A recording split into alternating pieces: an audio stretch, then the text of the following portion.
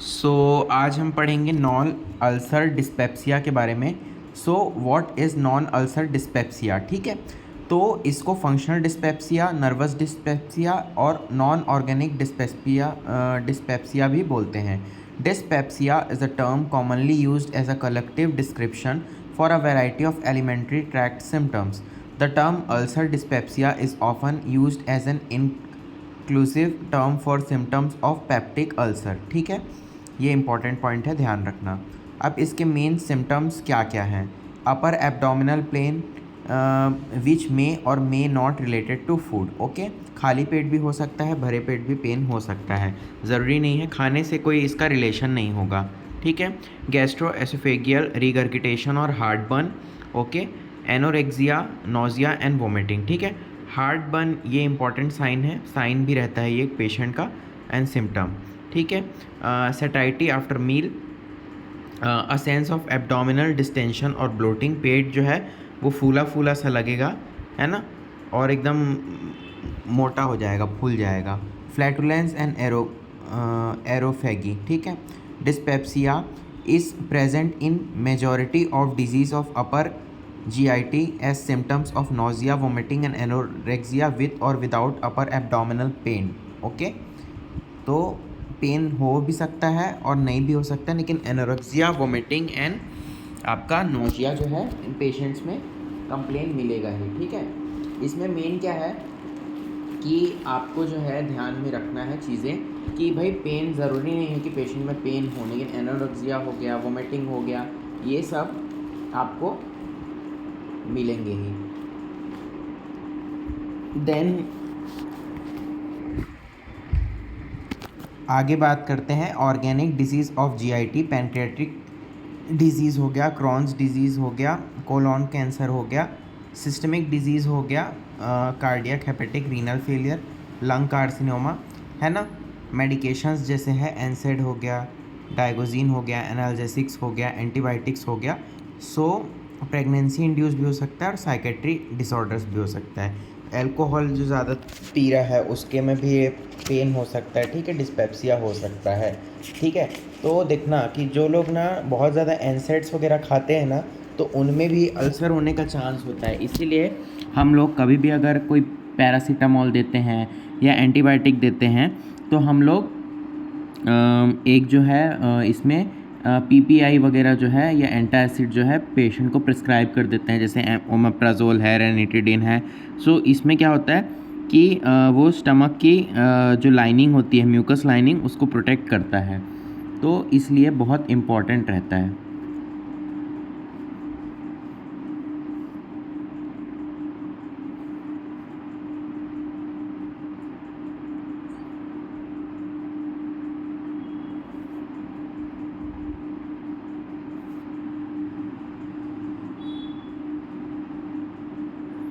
Then आगे हम बात करेंगे इसके बारे में और कि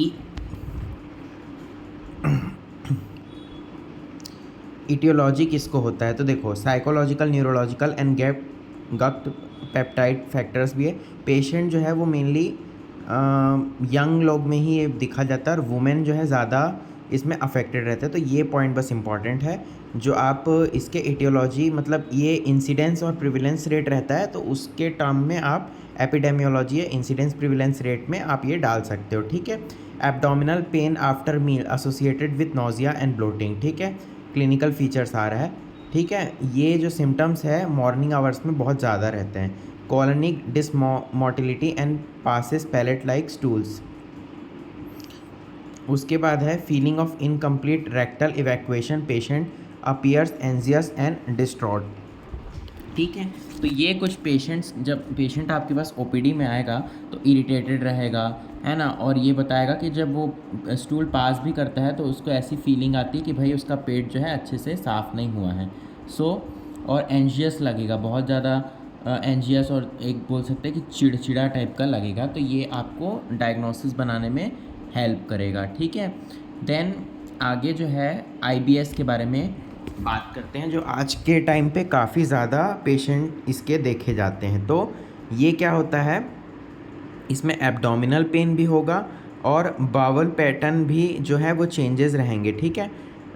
इसमें क्या होगा कि कोई कॉज जो है प्रॉपर एक कॉज नहीं पता चल पाता है, कोई ऐसा एविडेंस नहीं मिल पाता है इसमें, है ना। तो ये क्या है, बहुत लंबे समय से या बहुत सालों तक इसके जो है सिम्टम्स पेशेंट में होते हैं, ठीक है। ये क्या है कि बहुत ज़्यादा इसका लाइफ पे कोई इम्पैक्ट नहीं होता, ठीक है। इसके डिसऑर्डर्स जो है anxiety, major depression and chronic fatigue जो है वो जो आईबीएस के पेशेंट्स होते हैं उनमें ये चीज़ें कॉमन होती हैं। मतलब जो पेशेंट, जैसे आयुर्वेद में बोलते हैं ना, जैसे देखो बहुत ज़्यादा अगर स्ट्रेस लेगा, एंजाइटी, तो मेनली वात दोष जो होता है ना वो दूषित होता है, और वात दूषित होगा तो समान वायु दूषित होगी और सही से जो है पाचक पित्त को वो रेगुलेट नहीं कर पाएगा, तो जिसके कारण ना पेशेंट में आईबीएस या ग्रहणी बोलते हैं जिसको, तो वो पेशेंट में दिखेगा, ठीक है। अब आगे बात करते हैं, ये सब ऐसे ही है। तो वुमेन में बहुत ज़्यादा कॉमन रहता है मैन के मुकाबले, ठीक है। और 45 साल के पहले होने के चांसेस बहुत ज़्यादा रहते हैं, ठीक है। इसमें देखो स्ट्रेस हो गया, पोस्ट इन्फेक्शंस हो गया, है ना, ये सब इसमें इम्पॉर्टेंट पॉइंट्स है। पोस्ट इन्फेक्शंस हो गया, और जैसे कि कोई बैक्टीरियल इन्फेक्शन पेशेंट को हुआ है ना, कोई इंटेस्टाइन वाला कुछ हुआ है, उसके बाद में आफ्टर ट्रीटमेंट ये पेशेंट में दिख सकता है, ठीक है। गैस्ट्रोएंटराइटिस इन्फेक्शन के बाद ये ऐसे आप ध्यान रख सकते हो, ठीक है। बैक्टीरिया जो हो गया, ठीक है, कुछ स्मॉल इंटेस्टाइनल बैक्टीरियाज के ओवर ग्रोथ के कारण ये जो है आईबीएस हो सकता है, ठीक है।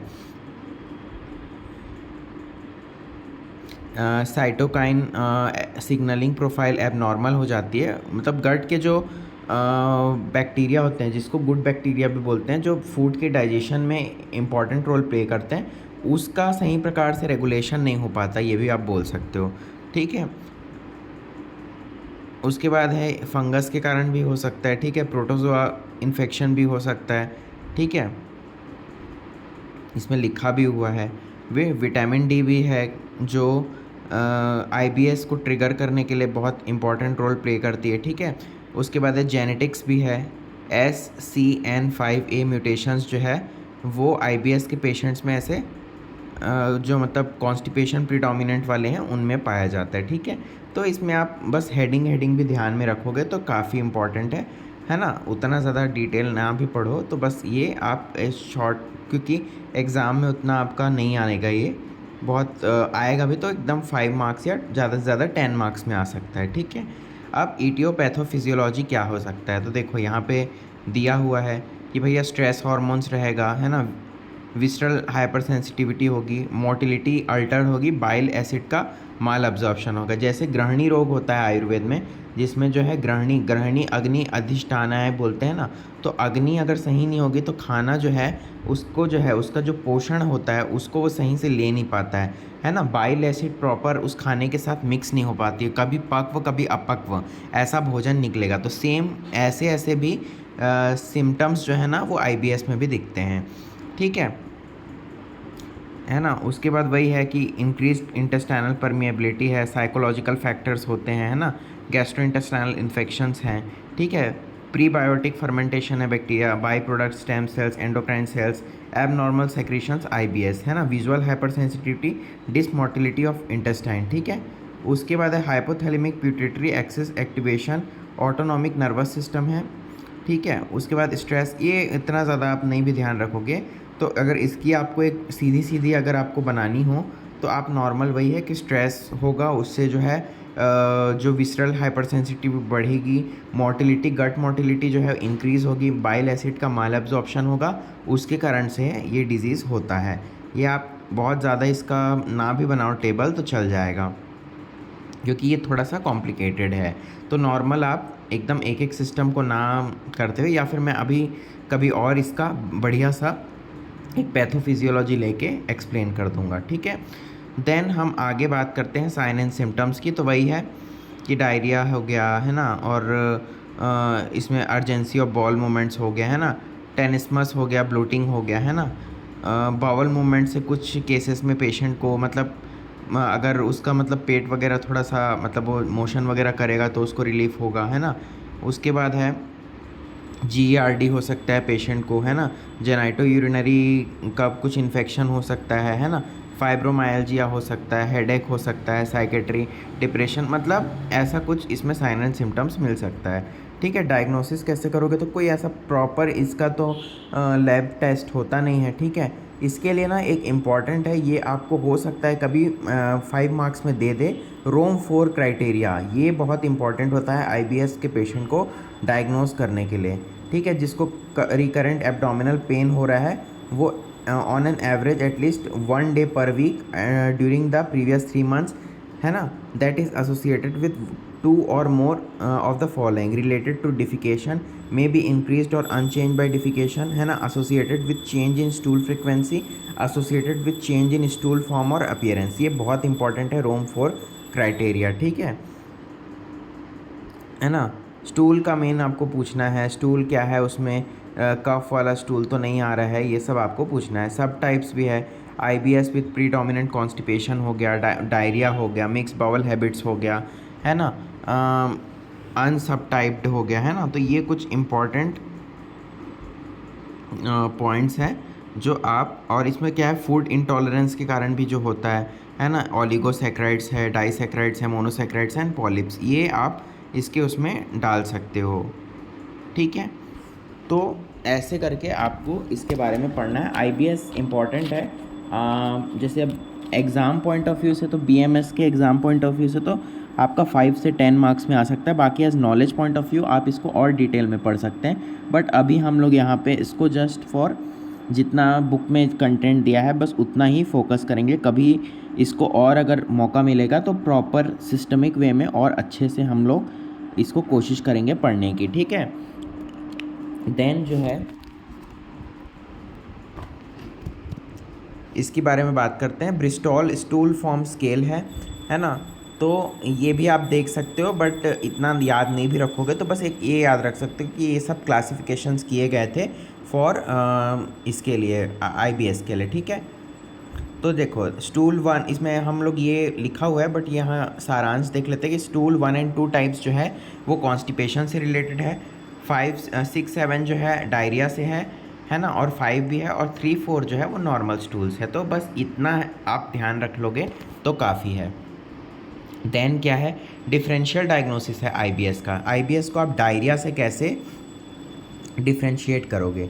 ठीक है, एग्ज़ाम में आप एकदम ज़्यादा इतना डिटेल, क्योंकि टाइम नहीं होता है लिखने के लिए, तो बस आप DD बना के एक पॉइंट छोटा सा बना के कि इसको डायरिया से, कॉन्स्टिपेशन से, है ना, ये सब चीज़ों से कर सकते हैं। बस एक छोटा सा पॉइंट बना के लिख सकते हैं। बट अभी हम जब इसकी रीडिंग लगा रहे हैं तो एक देख लेते हैं कि हमको इससे क्या इंपॉर्टेंट पॉइंट मिल सकता है।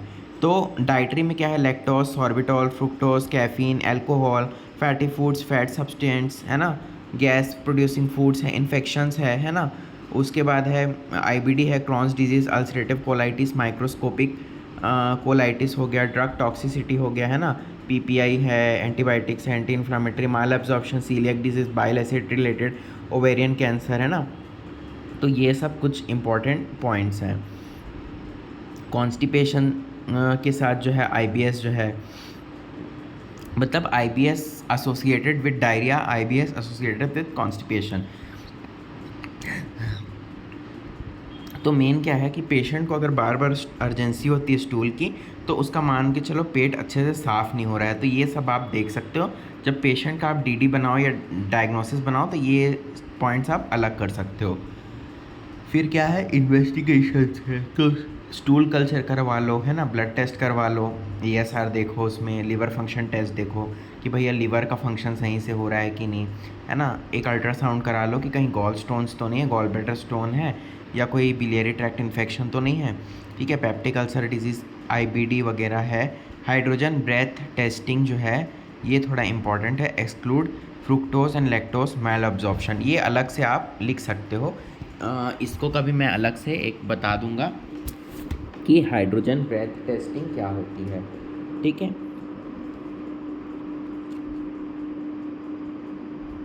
उसके बाद ये वाला पॉइंट भी है बट उतना इम्पॉर्टेंट नहीं है। तो आज का हमारा ये जो टॉपिक है यहीं तक हम करेंगे। नेक्स्ट क्लास से हम इन्फ्लामेटरी बाउल डिजीज़ करेंगे। सो आज का वीडियो आपको कैसा लगा प्लीज़ कमेंट सेक्शन में बताइए, और अगर आपको हमारा वीडियो अच्छा लगे तो ज़्यादा से ज़्यादा इसको लाइक करें, शेयर करें एंड सब्सक्राइब करें हमारे चैनल को। Thank you so much.